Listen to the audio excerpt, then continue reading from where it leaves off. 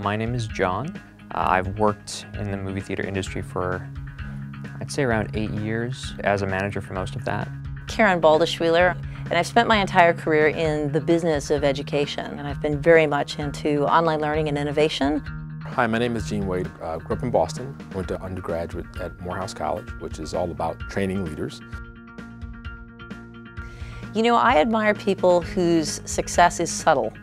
And so, you know, when I watch a sport, I'm actually less interested in the person who's a tremendous athlete and can make, you know, the incredible diving save, and more interested in the person who organizes the team in a way that the incredible diving save is never necessary.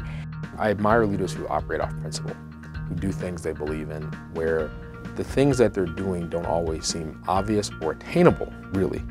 But when the group or the organization or the country, whatever your unit is, when it starts to accomplish those goals, people understand that they can do things that they didn't think could happen. The most important thing is for a leader to be fair. A strong leader is someone who can consistently apply the same standards to every person on your team. That consistency across the board is very important. The main skills you can develop are communication skills, self-reflection, knowing who you are, what works for you.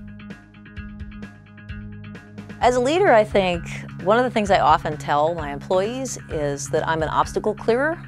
So if I've done a good job of hiring the right person for the right job, then they'll take care of the work. So what I need to take care of is the obstacles that get in their way. The best way to improve what you're doing is to find someone who you can look up to and ask them for advice.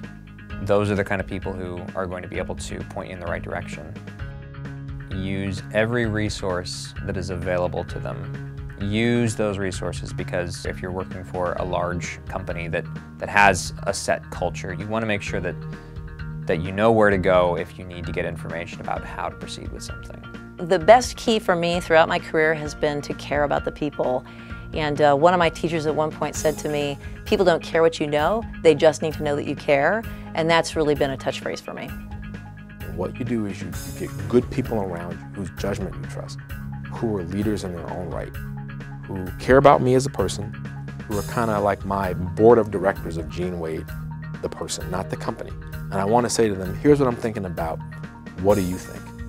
And get their feedback. And that gives you a lens, particularly if you go back to them time and time again. What it does is it gives you some feedback on how you think. And they can say, well, last time or the time before, in that process may help you make better decisions when it counts. Because the ones you can't unmake, those are the ones you have to absolutely get right. You're going to survive the leadership game, and you're going to be, over time, be really successful.